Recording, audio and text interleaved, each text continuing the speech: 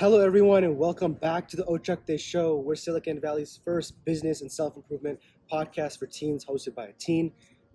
I'm Sachin Syal. I'm a 17-year-old award-winning entrepreneur and podcaster from the Bay Area, and I interview remarkable and influential entrepreneurs, executives, investors, and just inspiring individuals from all walks of life so we can learn from their stories and level up ourselves. I'm also the co-founder and CEO of 3doshas.com. We're a coaching company transforming lives. The coaching principles inspired by Three Doshas energies from yoga and Ayurveda. The purpose of this show is to inspire you to go for it, which is what the Punjabi word ochakde means. Today, our very special guest is Sahlik Khan from Zareens restaurant. Welcome. Sahlik's a Bay Area-born computer science grad. He serves as the head of operations at Zareens. And Zareens is a Pakistani-Indian restaurant that has locations all across the Bay Area. So there's Redwood City, there's Mountain View, Palo Alto, and Sunnyvale coming soon. And we're filming this podcast right now in Palo Alto, California.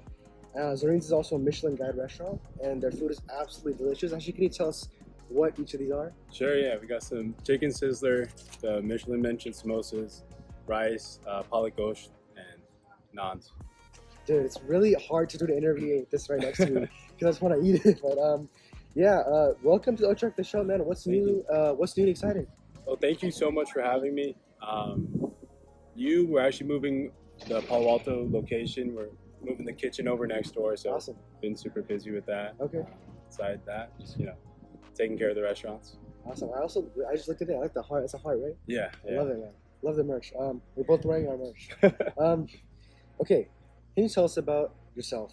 Where did you grow up? Like, what were you into as a teen? Just tell us about stuff like that. Yeah. How did you transition to being head of operations at Zareens? Yeah. So I grew up here in the Bay. Initially in Fremont, went to YBL. I went to YBL too, dude. You went to YBL? All right, sick. School, yeah, I love YBL. Yeah. Played hella chess. Naturally, being in Fremont, YBL. Nice. Former state champion in chess. Awesome. I was hella young, so it was way back when.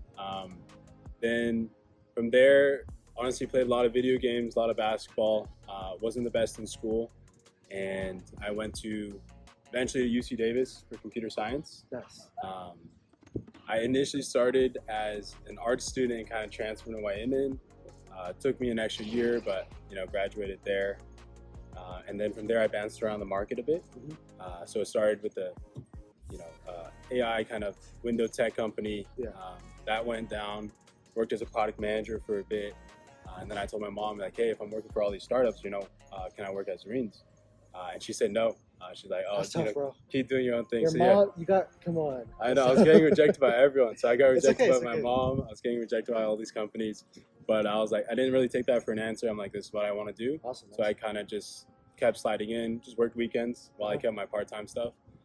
Slowly got, used for me, got more training. And then during Ramadan, one of our managers stepped out. I got the shift, so I switched over for full-time. So yeah. That's amazing, man. Can you explain, like, what does it mean to be the head of operations? So, like, what locations are you at? What do you do day to day? What are some of your responsibilities and roles and stuff? It's honestly all over the place, like Okay. any startup. Multiple hats, of course. Yep. So sometimes it's cooking, sometimes it's managing a place. A lot of the times it's creating those SOPs to slowly build a more corporate environment and restaurant while still not losing the gem that Zareens is providing. If someone might not be familiar, what do you mean by SOP? Like a standard operating procedure, like even just like, okay, how do you be a cashier training policies and guides. Awesome. Now, I'd love to hear the fun stuff, which is the story of Zareens. So can you tell us, like, from the first day it was founded to today, like a household name of the best Desi food in the Bay Area. Tell us the story from first founded to today. Yeah. Some of the highlights, some of the big stuff, challenges.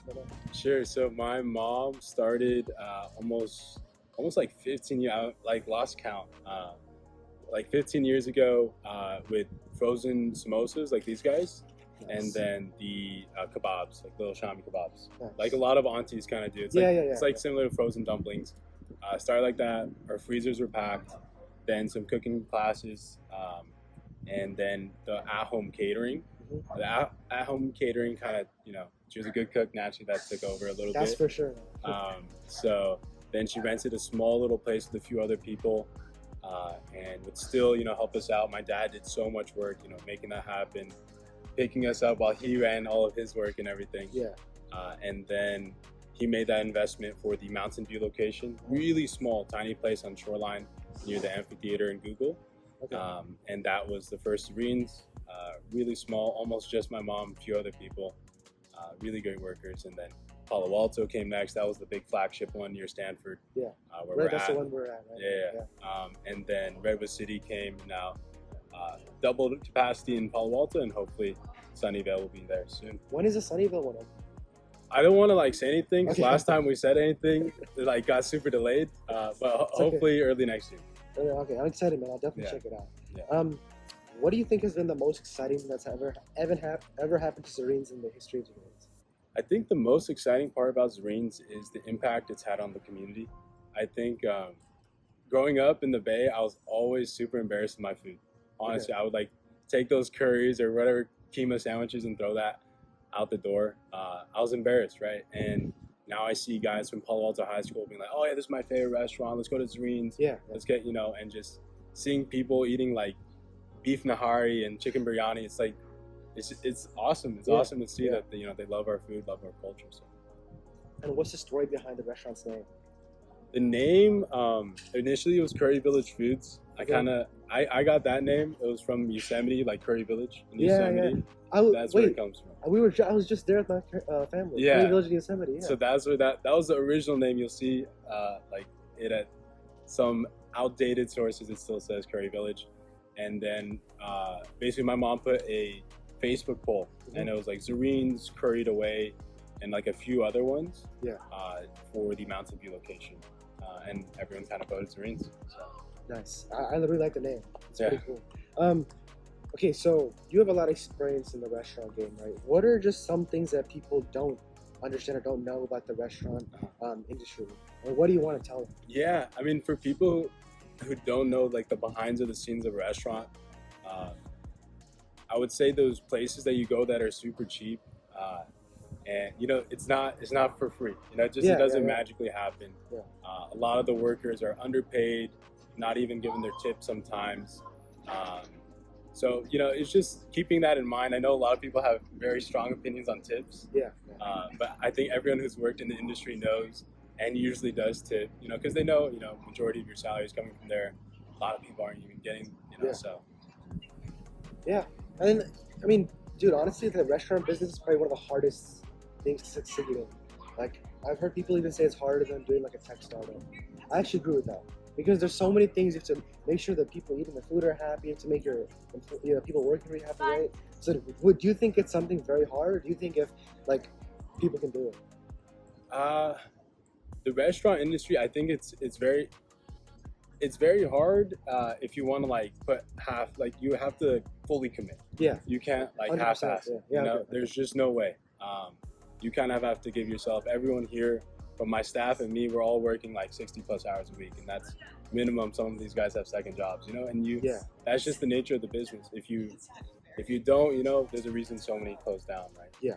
Actually, my audience is here. What did you tell me about what is your sleep schedule for today?